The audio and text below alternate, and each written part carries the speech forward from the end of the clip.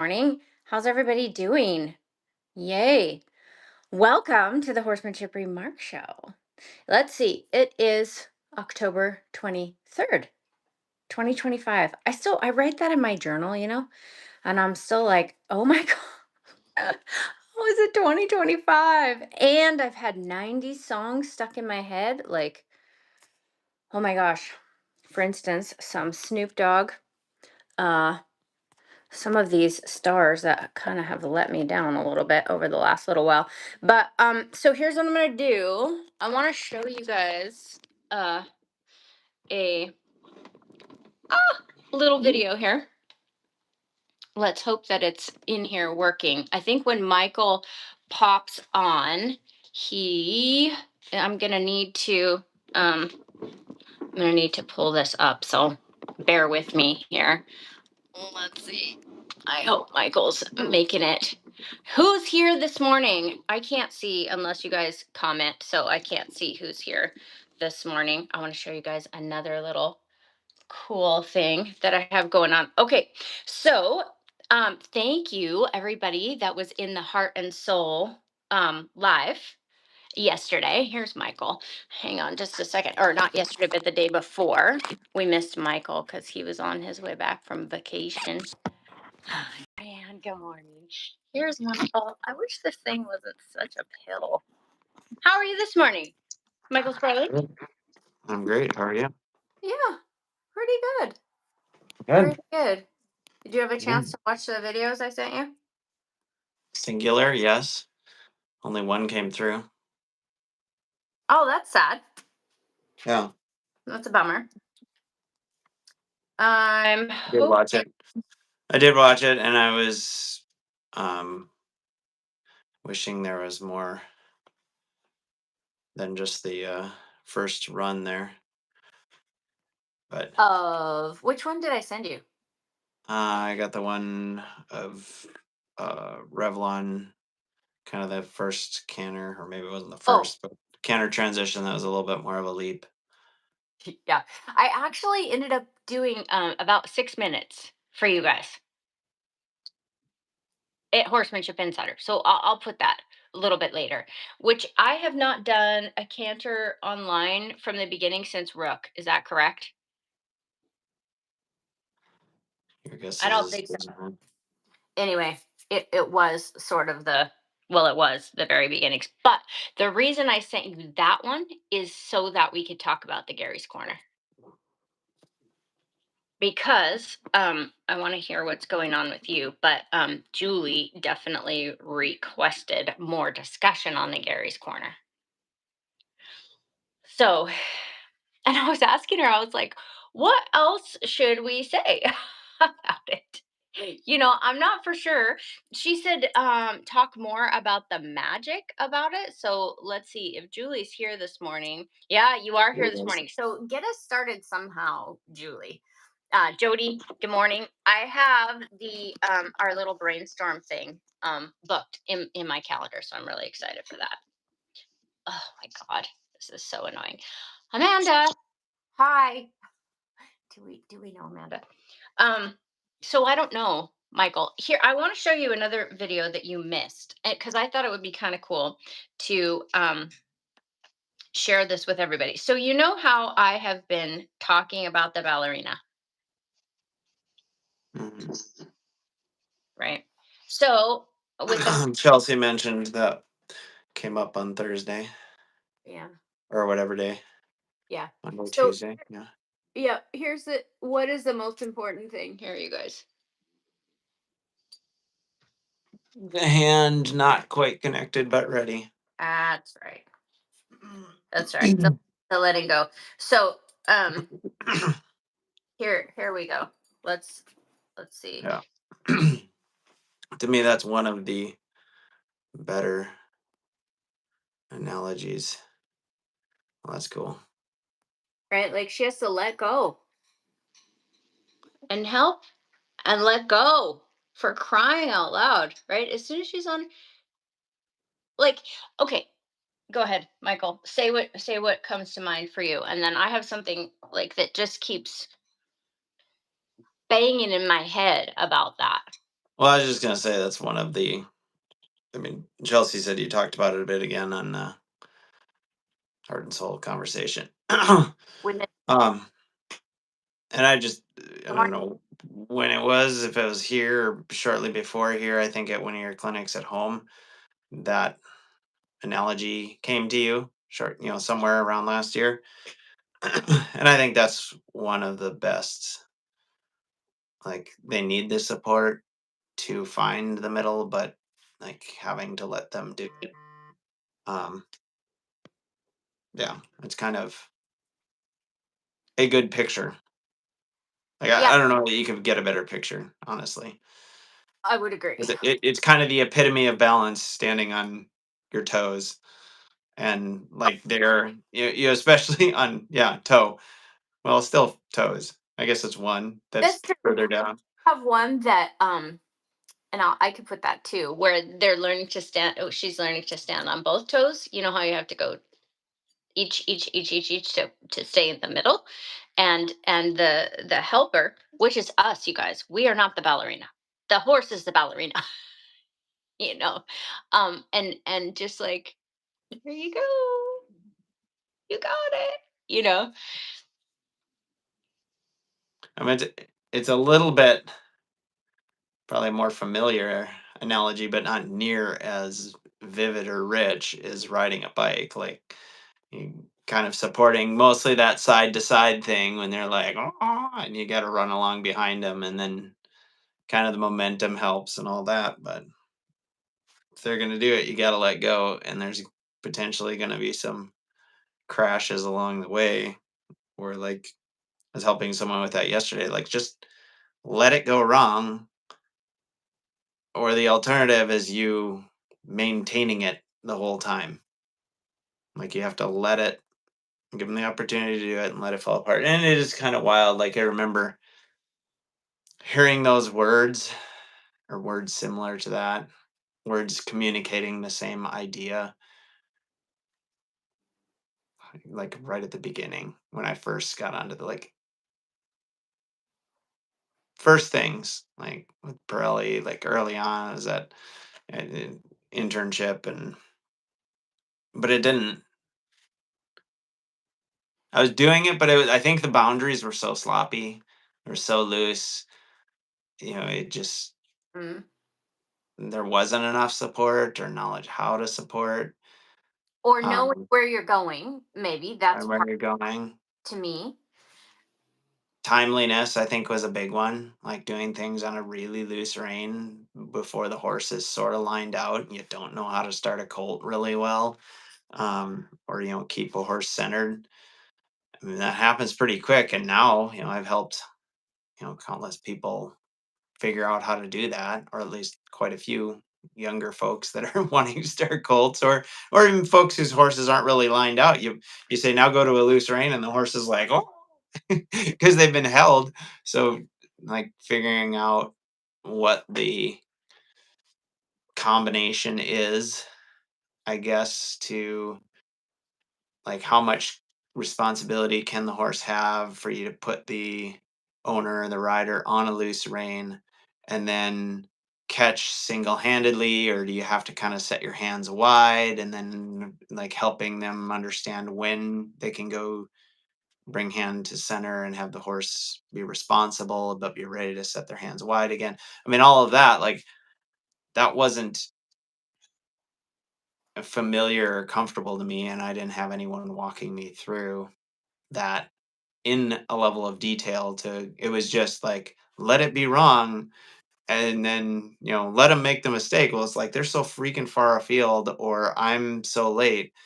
Like at that point it was words, but I didn't have enough help to get us through the kind of initial stages of lining out. And I'm talking like very beginning here: line out, go straight, follow a feel, but don't just like whirl around, because we've done a few hindquarter yields. Like now I'm touching this rein, and it means, you know, forward and around rather than wrap up, when the horse is just kind of figuring it all out, especially if they're like a overachiever type, kind of just rambling here. But Now to a point where it's not just keep the bike balanced left to right and get yourself lined out and go forward, but it's that, you know, serious poise right in the middle where everything is Sounds about right. on on four toes or one toe at a time, even with the horse, but maintaining balance. Hind leg. Um, Yeah. yeah, that it's the same thing. You have to kind of let it give space in there, not being afraid of it falling apart. But don't let it like go all and they're completely off track or completely lost it. It's like, whoop, whoop.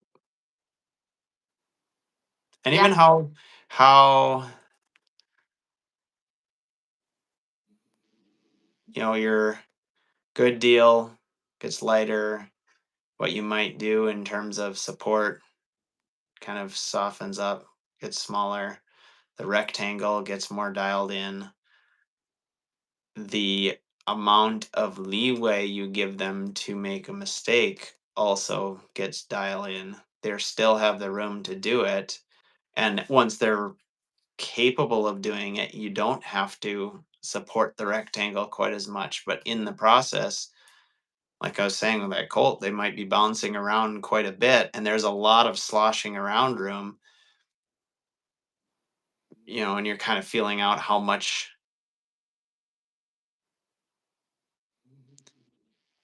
room they need, and especially teaching someone else how to communicate that, like trying to hone in how much their timing and how much space the horse can need. But then, you know, as that rectangle dials in, is like you have to catch it early, but then still release early.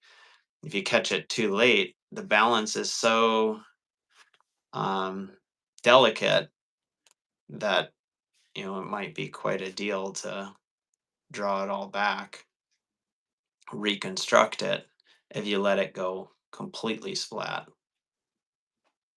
And so But here, even there, it depends. Like, at what stage are we? Like, if it's let me support you, find you there, and then okay, that was our try. But so it depends on where you are in the ask, where you are in the understanding of the movement, the physical ability to maintain the movement, how much you will just kind of let it open up and go back to whatever their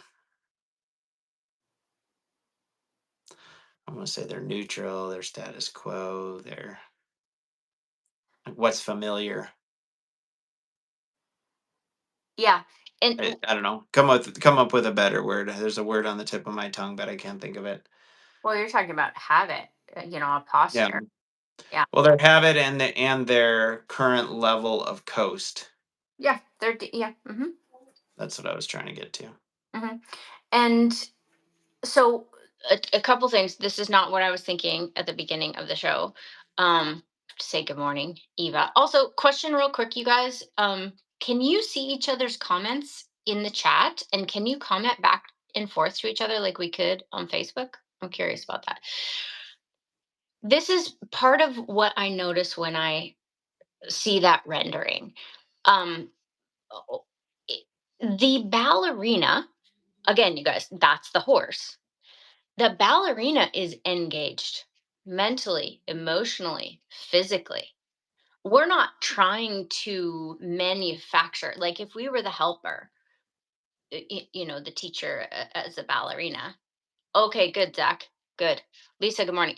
If we would not be like, if she was just flopping and not even trying, it's impossible to let go to that degree. You're going to have to be manhandling her to stand on her toe. And then good luck. You have to have some buy in from, Hmm. I would say, a lot of buy in. So we can't even talk about being able to let go on that level if the horse is not trying on that level.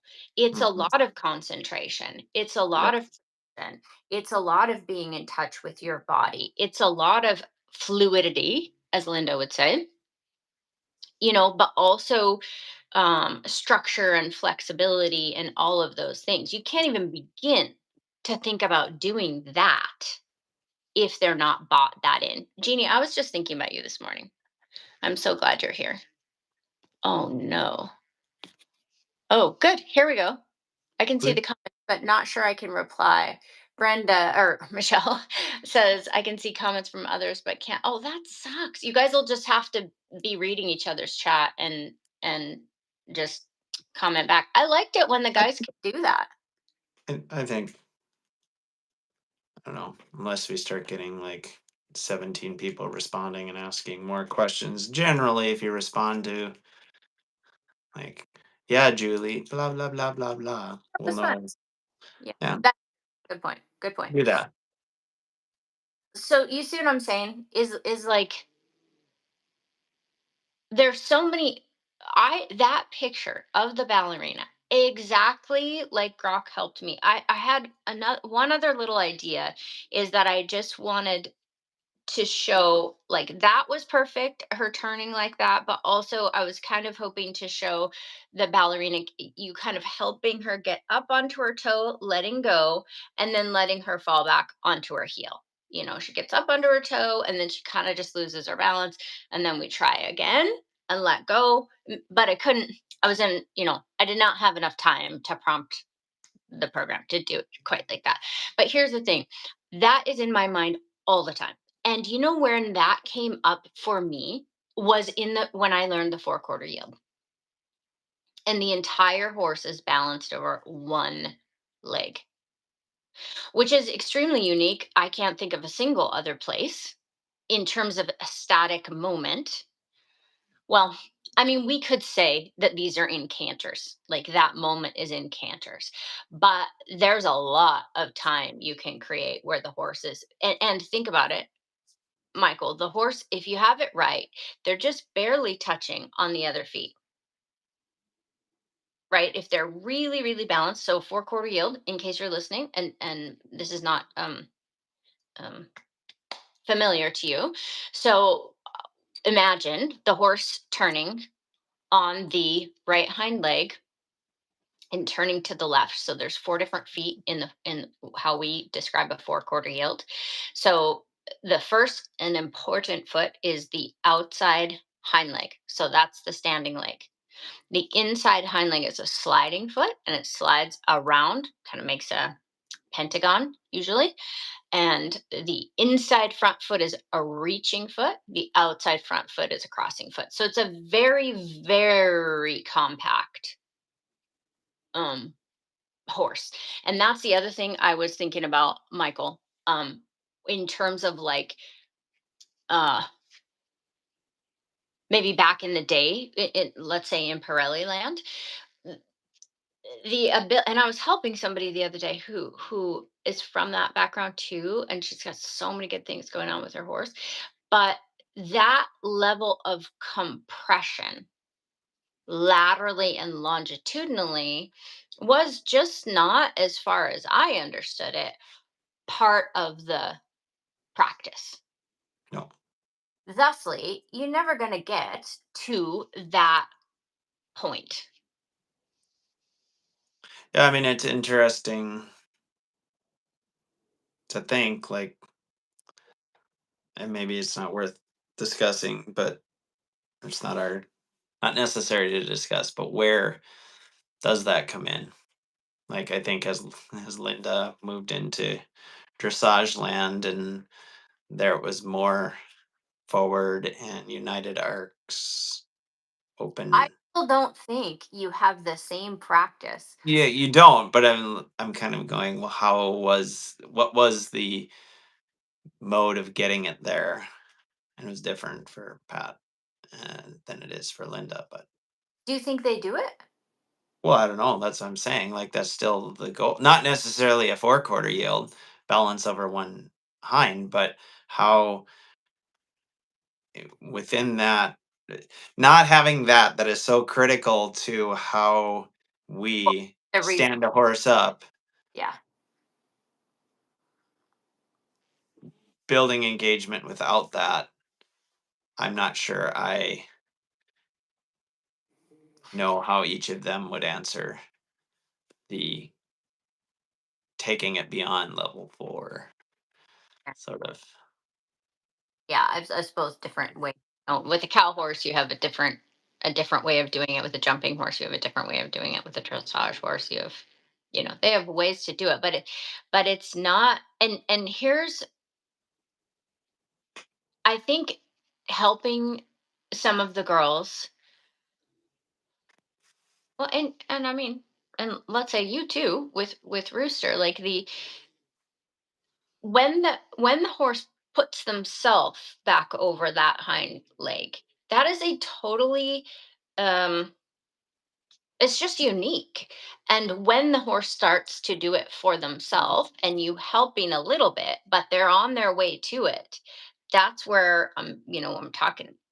We're like, okay, now we have to get out of the way so that they are doing it on their own, from my view. Which, and that's really important when you go from like manufacturing every step, and yeah, my horse is doing the steps, but if you don't have the horse rising up on their one toe, like that ballerina, and you get to let go, that's not what I'm talking about. That's where we start. And that's a cool big deal that you can make the pentagon and the circle, and the horse can do the steps, and it's reasonably light and all of that. I mean, is that okay for me to say, you guys? But it's That's all I've been saying this week, I think, in pretty well every every lesson, every like clinic lesson. I mean, you is what have to we have to let the horse do it, and you have to get to where the horse is. I mean, there's the let the horse do it. There's the horse participating, but then up leveling, four-quarter yield being one of those things where the horse maintains that balance, steps out of it into forward and around that is utilizing that balance and holding that balance, um, without you having to construct it or hold it or you know. and But I in the guess meantime, you do have to support and say this is the standard. Like, no, keep your way back. We're gonna kind of hang here, repeat, just kind of let the rhythm I just take want place, support here and there until there it happens, right? to. And And my then not evenly enough. Like, she is exactly balanced on her toe, straight up and down. Right. Um. Yes, yes, Michael. But here, this is my other point. This is my other point is the balance, the point of balance in the horse has to be even more dramatic than if you're just making the four-quarter yield. yes, because you can do the four quarters. So that's what I've been saying recently. Like you can do all of these movements, great. Like you've got the footfalls, your horse understands it. Now, if we don't up level this and get to where it is changing habits of movement, changing understanding of ways that I don't know, it is sort of interesting, except that the horse probably is like, well, I guess this is what you want. And that puts the onus on us to be like, no, that isn't what I want. But why, when they get the movements, footfalls, like the idea, do they not go, oh, well, let's do it like this? Like that's way easier. But for it to get easier, it is also harder in the process. You have to put the effort in. Um, I'm kind of having a conversation with myself there on it. But which what's that? which is fine. Yeah. So,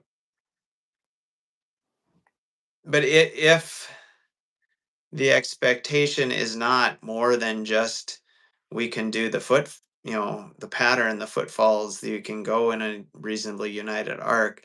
If it doesn't up level to more roundness, the horse is I don't know. I guess that's all you got, right? And it's you're going to be manufacturing on some level. Like if you don't have a hind quarter yield, a four quarter yield that is really balancing and engaging, then you're going to have to manufacture the step out of it.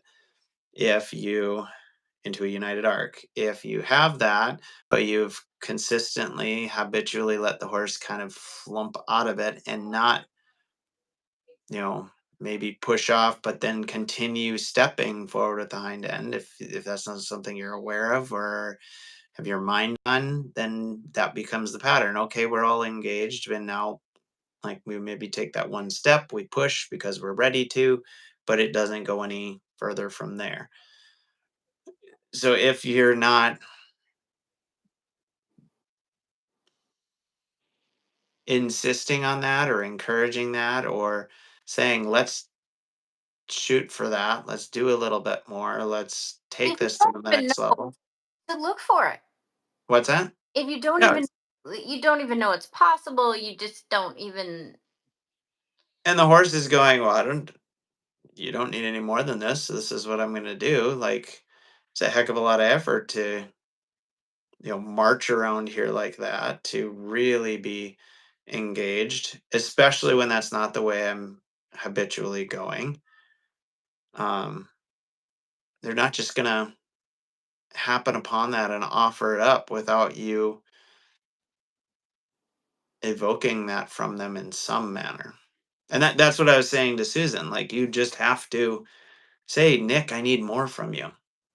You can do more. You are fully capable. We have the understanding of the movements. This isn't like me hammering on you because you don't have any life or in your, but it is saying, come on, let's play.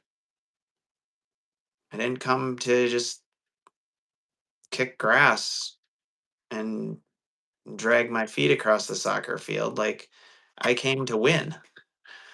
I don't know. Yeah, and that's the buy-in that you have to solicit one way or the other, and then hopefully it's a self-perpetuating feeling.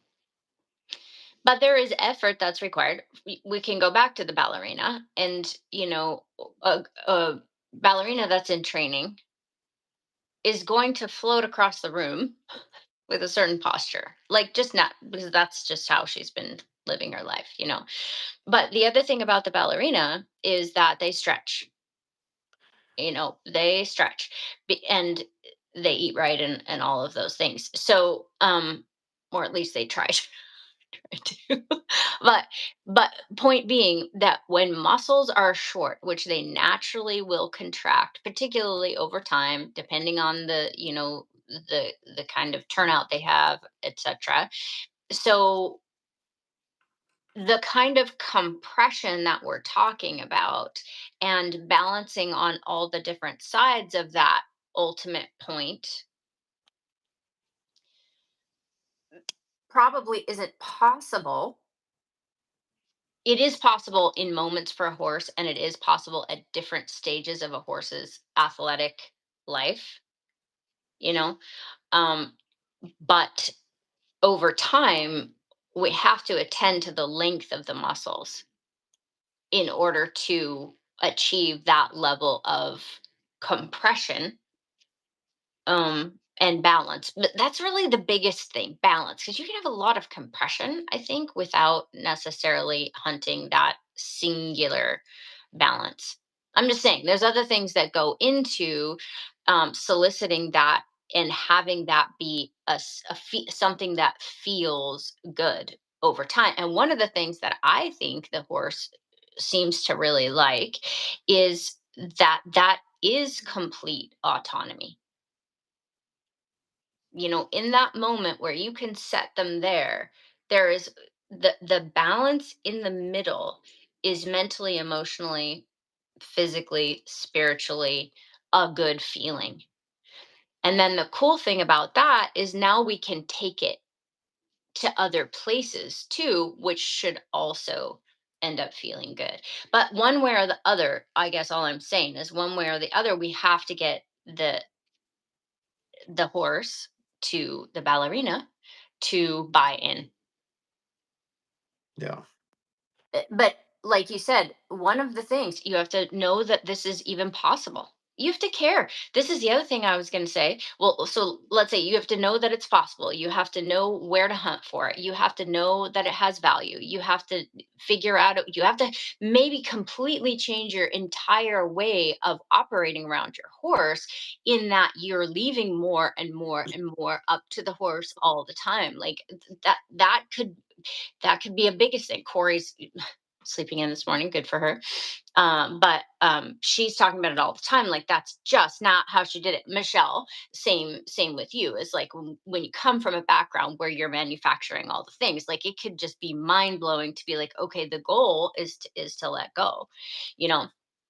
But the Well, it's interesting. Even I was just gonna say, start. Okay, Eric. go ahead. Well, but don't forget your thought. Mm. All I was gonna say is it has occurred to me ever since the last clinic here, the October clinic. Um, it's very specific and not everybody's going to want it. I guess the word that comes to mind to me is when if we talk about riding our horse or creating a horse that is like that ballerina, not everybody's going to care about. That is pretty nichey in my opinion. So, and we talked about this last night on the Heart and Soul too. It's like, it's so fun to meet other people that might see that rendering and be like, yes, that's exactly what I'm talking about. And other people might be like, come on. Mhm. And all of that's okay, but like I, as the coach, and same thing, we've talked about this before, but you will be banging your head against a wall. The coach and the student are, or even if let's say you're the trainer and the owner, the trainer and the rider, whatever, you are going to have this constant banging of heads together, this clash. On if you are not both or all three of you, let's say, hunting that perfect middle. Yeah. What were you gonna say? I was just gonna say, whether you come from a let's just say a dressage background, or you could probably just say English as well, because there's a lot more, even when you're opening up a horse to run cross country, there's kind of that close connection. It starts there. I think they do loosen up. Any case, let's just go with dressage. Dressage being one example, it is very easy for people to, even in this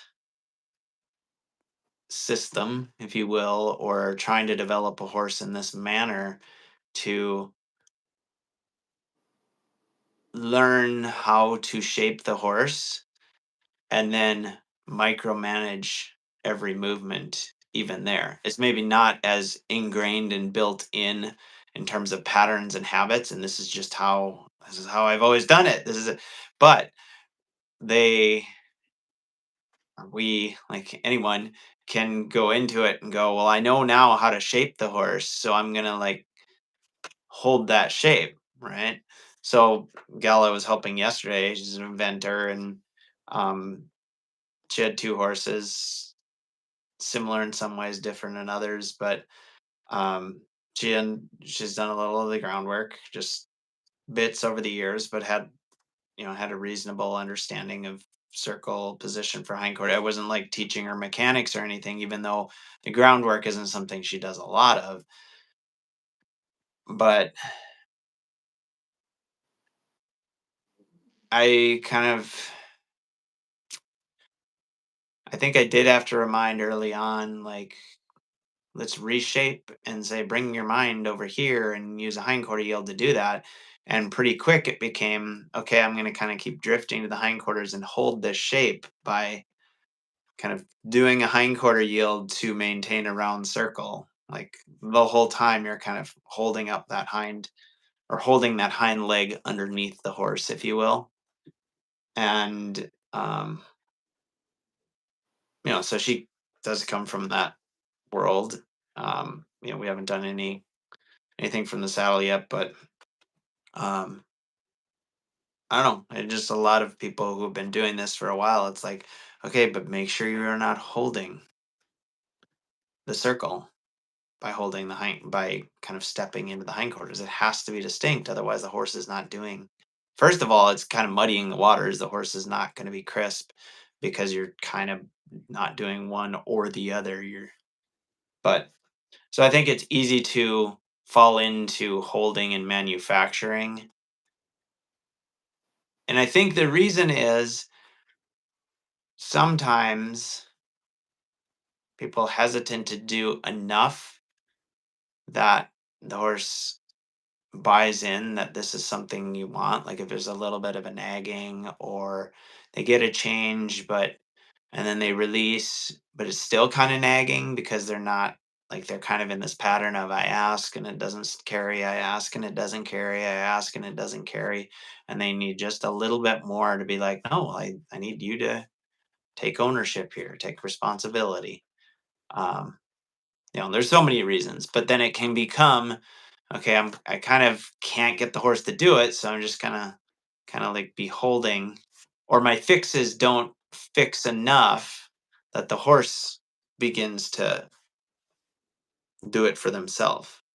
And then there's nothing to celebrate, right? Then it's just pressure, pressure, pressure. And then the horse checks out or is just like, well, I'm not bought in because you're not like, I've come to play. Let's do this. And Yeah.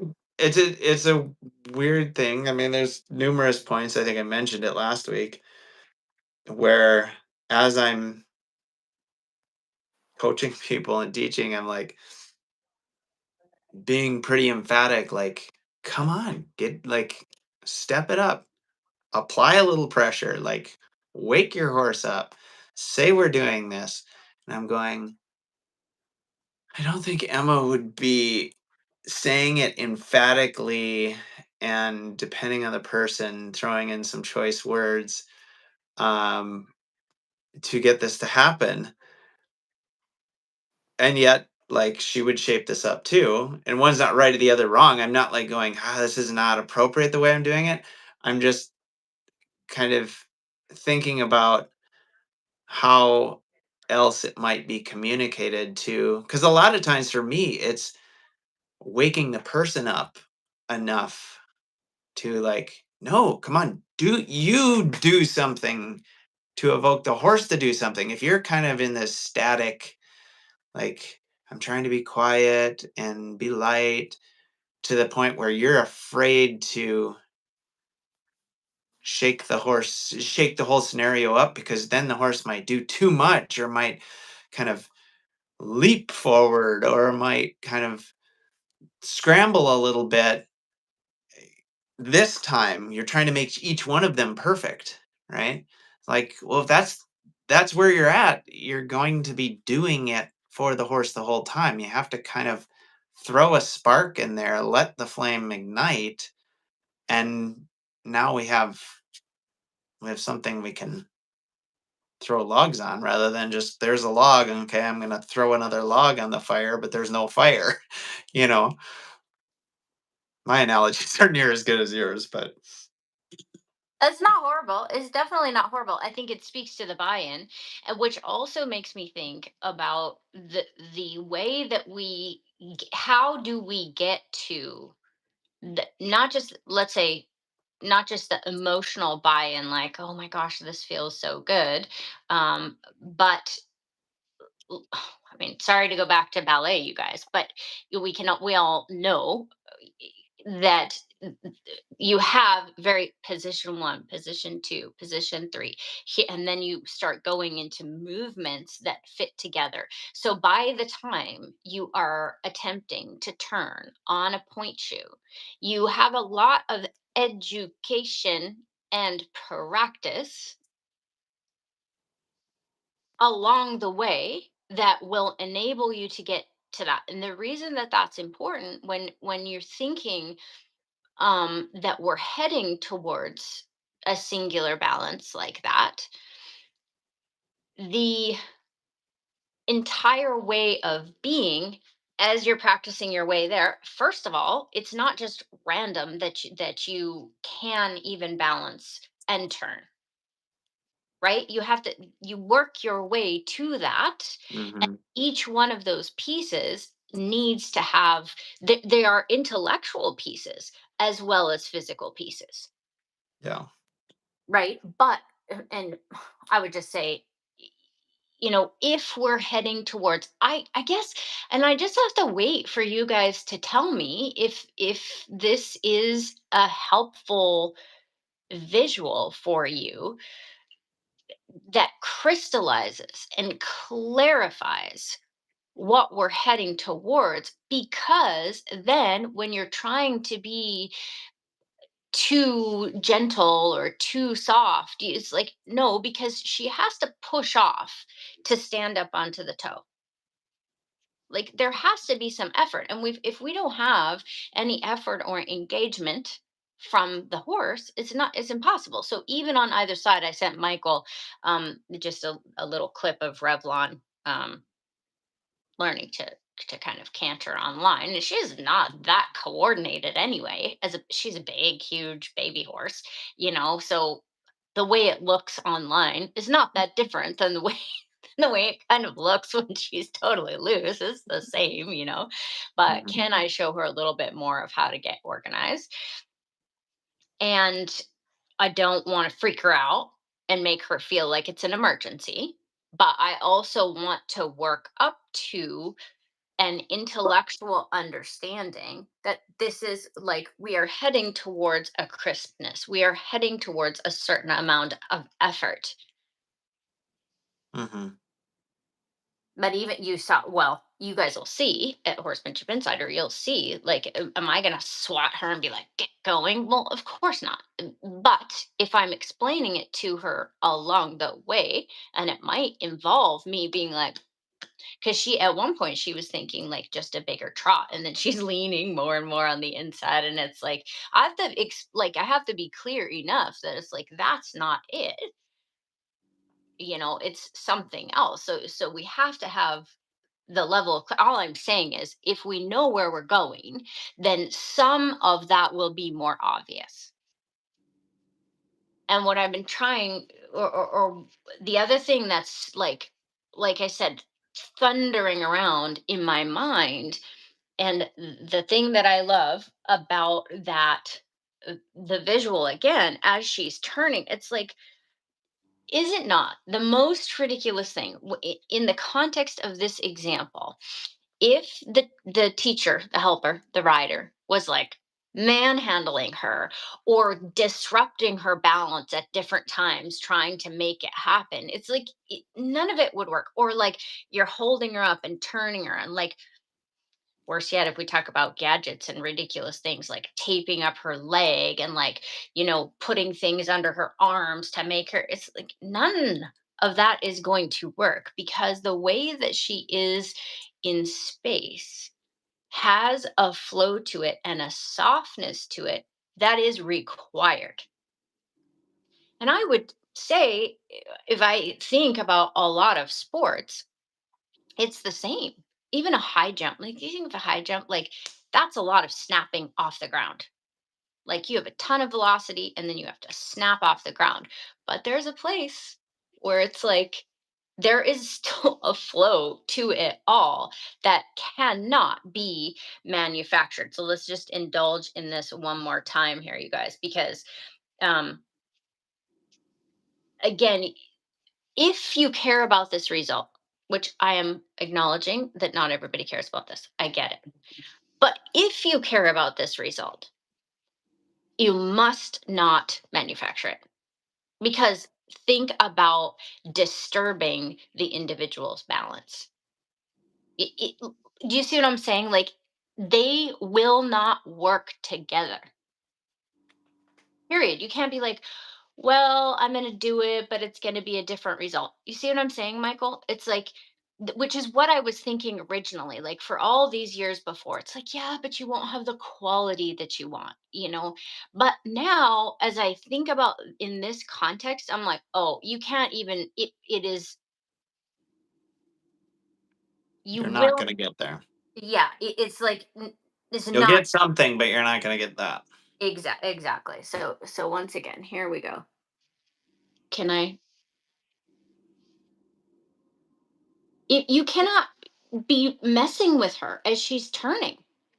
You have to let her do it. You couldn't be grabbing her shoulders or like pushing her up or like none of it would work.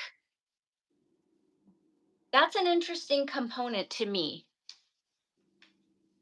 In other words, the mechanics even of the whole thing is impossible, are Mhm. impossible. It's confusing, I guess, when we think about it in context of horses. Let's just one more time, ballerina, and then I'll leave it. But like, think of a finished ballerina. What are they called again? Primo, primo ballerina. Leaping. And what are the ballet dancers? The male ballet dancers have a name too. It's so terrible. I have not. But anyway, they do the same. It's pretty incredible. But like the leaping across the stage, this requires again a push and a float and a regaining of balance and a push and a float and a regaining of balance. Each time it's the same mechanism. And how would you manufacture that?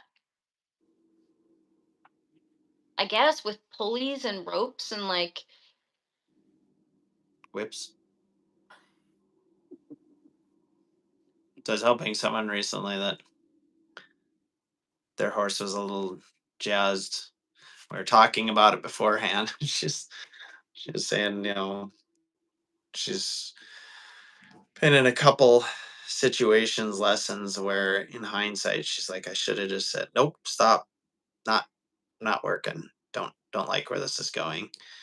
Um, and basically the horse gets a little bit worked up because there's so much pressure coming through behind from, in this case, the whip or the yeah. And so we talked about all this before we got going. And then we go to move the horse, and the horse is just so tight and flinchy about the flag, and just like everything was a freeze. But then if you did too much, saying get going, like a little, I was saying like just lift the flag, don't do, trying to talk her through how little to do to let the horse decide. And at first it was a little bit kind of a sharp snap with the flag at the hind leg. Like I was saying tap, but it was too much tap. It was kind of like too sharp. And like you could tell, the horse is just going, okay, don't like this. Don't feel like I can move because I'm scared of it. I feel frozen, but I think I have to engage. But I'm also tucking my butt out of defensiveness. But then I also kind of feel like I need to kick out of defensiveness. And it was just all like you could see it being exactly like what that horse was taught to do inadvertently, completely the opposite of what she wants in her horse and what even the person who is trying to do this method with this horse to evoke something with so much pressure that the horse didn't understand how much that was going through the horse as we were presenting something quite different, which was simply relax forward and movement on account of my energy coming up and me giving you a little come on little encouragement from behind.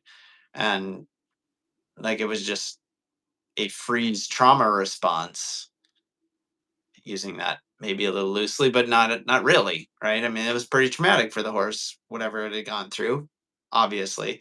But then also, like, how much had this horse really been turned loose or understood hey, freedom of movement and all that from the beginning? Like, she's describing all this. I'm like, oh, okay, well, we'll see where that shows up or how that shows up, and then like we start with the horse. I'm like, whoa, okay, like I was assuming a lot based on what all you described, that we were going to start in a very different place. And then it's like, whoa, we like this gives me a huge, like all the things you said, of course, those are difficult. Like, big hole here, right? So, but I mean, holy cow, she was just like excited about it and um, wanting more and great at adjusting. And so, I mean, it was very exciting to talk about it and work through it and think about it and see what was going on. Um, but yeah, it was kind of, I didn't realize we were going to be starting right there. I mean, because she just walked into the arena with the horse and we started talking about her what she wanted to accomplish and what her questions were with this horse. And then there we go. I was like, well, okay, like if we don't handle this, then we're not like all of the things you said will be helped if we just get the first thing going. Right. Yeah. Well, the hot and cold thing, Yeah. and Well, yeah. and the Yeah.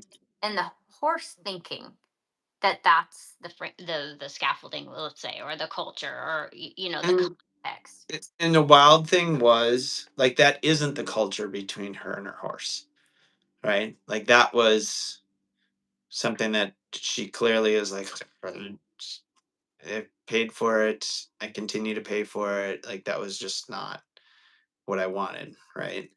Um, The horse still thinks that's the modus operandi, though, right? yes, and that aside,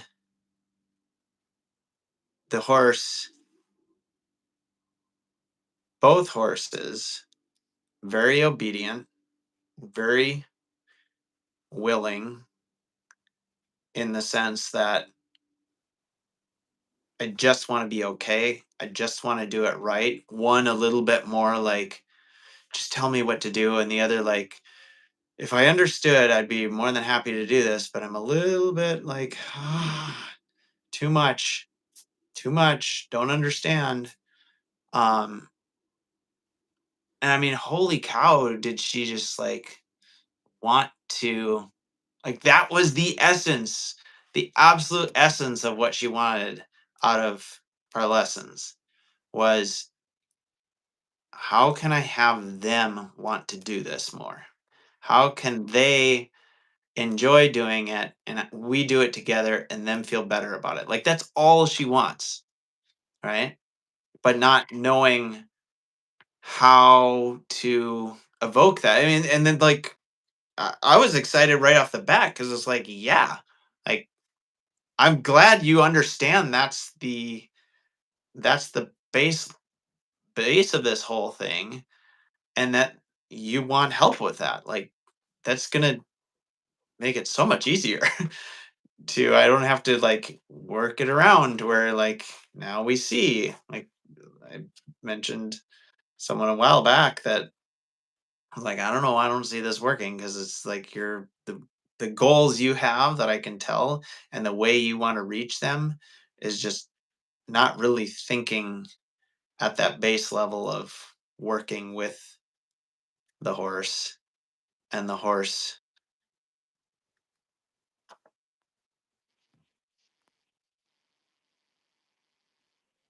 being, I don't know, being an active participant in the sense that they are thinking and having ideas, right? Like this other Heard up. gal, yeah. So And it's that's just like we're gonna have to work back a long ways, and I don't know if you're even gonna get there. Like if that is an interest of yours, so we'll see. Whereas yesterday was like that was the goal right off the bat. I was like, all right, good starting spot. I can help with that. So I bet she was really happy. yeah, it was cool. Yeah, that's awesome. It's an interesting,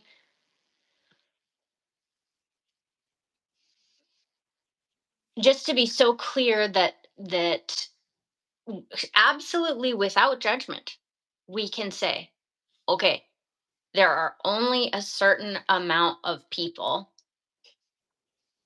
is that the right way to say it, that are going to be looking for the same thing. Even within, like, I want my horse to want to do it. I want to use positive reinforcement. Side note, who is going to debate me? I've been listening to too many politics. Not But me. um I would love to have a discussion, I think anyway, it might be a short discussion, but I would be very interested to talk out the difference between negative reinforcement, well, the four quadrants of training, or of behavior modification. I would be very interested because I kind of wonder how many people are using positive reinforcement, even, or we could even say, I mean, I just, everybody says positive reinforcement, and I'm like, wonder, I wonder how much that's a real thing, and I wonder how much negative reinforcement is in fact positive reinforcement, and what we thought of negative reinforcement is actually positive punishment. Particularly the line between when people say negative reinforcement, really, I think a lot of times you're saying positive punishment.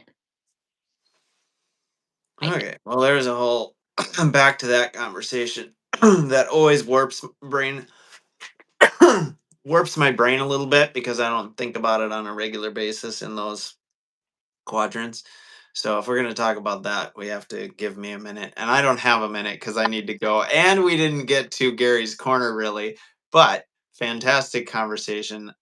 You said you'll have to tell me if this ballerina thing, you know, resonates with you or if it makes sense. And I'm like, as you said that, I'm like, I just told you like 5 minutes ago. That is exactly the best analogy I've heard you describe. Like it's That's at because, least yeah, if but that's the goal, it's irrefutable. yeah, yeah.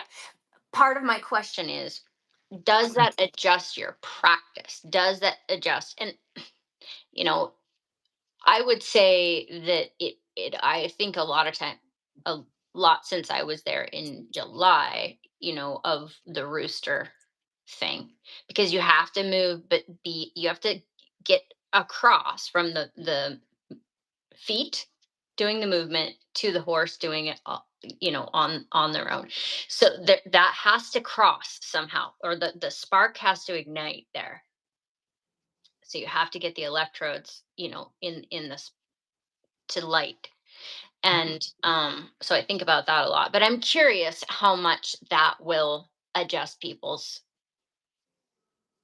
the visual of the ballerina, for those of us that I know are into it, for, or even if we couldn't put our finger on it, that is what we're hunting.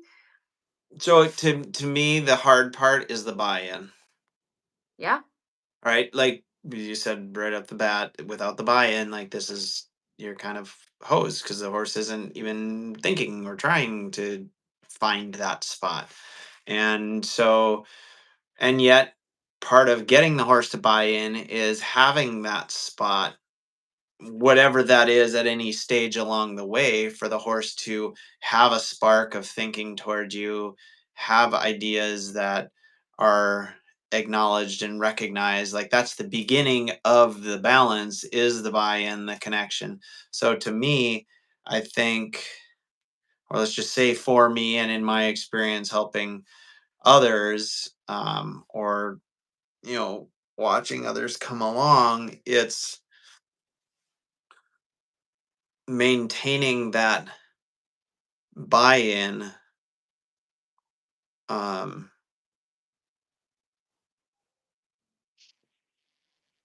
to where they are, yeah. Well, part of it As too. you're trying to do that, if you lose the buy-in, either because you're doing it for them or because you're not quite asking enough and you're just kind of going through the motions. In other words, you Or have to I've pick. been thinking a lot lately about focus, Mhm. right?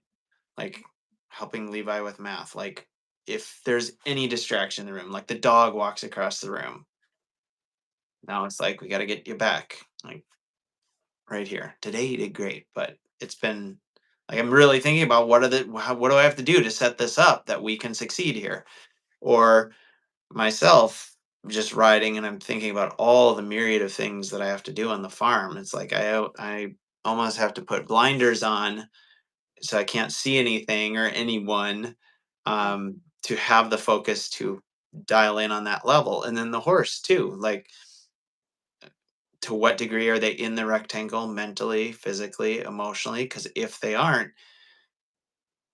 like they can be kind of bought in, but if they're not focused, either because they're distracted or because you know they're just not as bought in that moment because they're tired or you haven't thought about getting that buy-in at the beginning and you just kind of gone to work, like it can kind of just cut off your progress in all kinds of different ways because you're not attending to that buy-in piece of it. Yeah, and you have to show the horse that that's even a thing before Yeah, they can even begin to get bought in. believe in it. Yeah, Is you have to know. Well, and there's all these little different places where balance like that will total autonomous balance will show up. yeah. And And I am so sorry, but I do have to run because I have a moment to moment to moment full day here. And if I get behind, I will be screwed. I'm trying to show you something. You have 30 more seconds. I guess so. He does not. Well, what else, Michael? We'll be here next week, right? Yeah. Thursday I morning. think we'll see. I'll probably still be thinking about focus, and that would be fun to discuss. I had another couple thoughts in lessons this week. Oh, is this a new one? Oh, how exciting. Raggedy Ann dog. Her name is Daisy. I'm super Daisy? excited. Yeah. It took some convincing to even get Kip to give it a shot, but Eva, oh my gosh. But the universe bringing individuals into our lives, right? Like actual individuals into our lives. And like Kip was like, oh my God. And I'm like, yeah, I'm telling you right now, the universe is moving and you have to let it move. So I always wonder when you have a dog like that, that's all wiry and hairy. she's very Like soft. when you squish his, yeah, they can all be different, but like when you squished his hair back, like you can actually see the shape of his face. Mhm, But when it's all poof, you don't even actually know what he looks like. mhm. Oh my But God. she all right. I have got to run. Very cute doggy. Mhm. Looking forward to talking about all these things more next week. Yep. Okay, I'm gonna stay just for a second so I can wrap All it right. up. Yep. Talk to you Okay. later. Okay. See you later. See you later. Okay, bye. In case you guys can't tell, I'm so excited. Oh my gosh. And I have three other dogs that I love, but it's been a while since I've had one like this, so I'm super excited. She's a really good little snuggler. She's 10 and I came across her at the rescue where I have adopted other animals. Oh my God, Michelle, seriously. You didn't get to see her very well on the heart and soul. um, anyway, the Harmony New Beginnings is 10 minutes from my house. So sometimes I go over just to visit Joy, and she was there, and I was like, oh my gosh. So the buffering and the soul connection is very important. So anyway, so I wanted to just really again ask you guys for your feedback on this whole concept because I feel like it's the slice that makes the difference, or like it's the, would I say the intellectual like if whoever of us can agree or say, yes, that is what I want, that is what I'm looking for, that right in the middle balance, Now that informs everything we do, because that's not just a physical result, right? We have to have, like Michael was just saying, the mental emotional um buy-in. I would say the mental emotional buy-in, and then the spiritual buy-in along the way is just inevitable, first of all. But second of all, it's like the ultimate meditation, the ultimate spiritual reward. I mean, seriously, when we can get to that. So um I would love to know if you guys think, like, if your thought is, oh yeah, well, that doesn't make any difference to me because that's how I was thinking about it all the time, which is totally fine. Or yes, this puts my finger on what I'm hunting, and it helps me to discern who is talking about the same thing, right? So that's part of my question. So anyway, um we do have so I hope that you guys check out the circle teardrop exercise that I just posted with Zorro at Horsemanship Insider. I really would like some you guys to test that out and let me know how that goes. And then remember that the Northwood Farms fall throwdown is wrapping up as soon as the time changes. And then we will be looking forward to the 12-week horsemanship throwdown, which is coming up in January. So go to northwoodfarms.com and check out the horsemanship challenge page, because the deal is that if you're not in by midnight, I think it's January 4th, maybe, whatever the first Saturday night in January is. If you're not in by midnight, you can't get in. But everybody is welcome in before that. So it's very important that you get your friends in too. So anyway, I think that's all I had to say. We'll talk about Gary's Corner again later. Um, but Julie, if you're still listening, the I was thinking about this morning, and why it's so valuable, or one of the reasons I would say, is the pushing from the hind legs over the top line, like this. It is inevitable if you do it correctly, and it is mentally, emotionally, and physically wrapped all together. So you get the benefit of all of that, and the horse locomoting themselves forward. There's an extension over their top line that goes from the hind foot all the way up over their ears, and ultimately out their mouth. So Eva says, when I hear you describe the things like the four-quarter yield, if even if I haven't felt it, oh no, no, no, no. Oh, let's see. Come on. I can imagine, even if I haven't felt it, what it feels like, and then try to feel it, experimenting with getting the feeling. Can we get a Gary's Corner video? Oh, yeah. So, Michelle, there is. Look under skill builders, and you'll see the Gary's Corner. And yeah, yeah, Eva, and get on Degamo, ask, do favors or whatever you have to do to get on Degamo to hunt that up. But still, I guess you're right. You have to be thinking of it. And like I said, I unless a horse is really far along, I definitely am thinking of a ballerina that can hold it only for so long, like a beginning ballerina. Well, I guess she's not a beginner, but beginning point ballerina. Oh, Lisa said that in the English version is ballet dancer for a male. Ballerino is Italian, I think is what she said. And then dancer or something like that is French, just to acknowledge. Oh my gosh. But everyone should like look it up.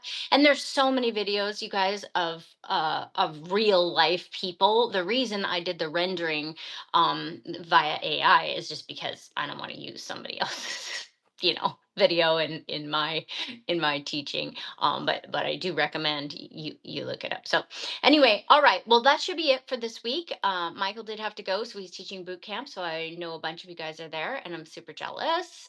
And we will see you guys all next Thursday morning at 6:30 a.m. Pacific Standard Time, 8:30 Central. Bye, everybody. Have a good week.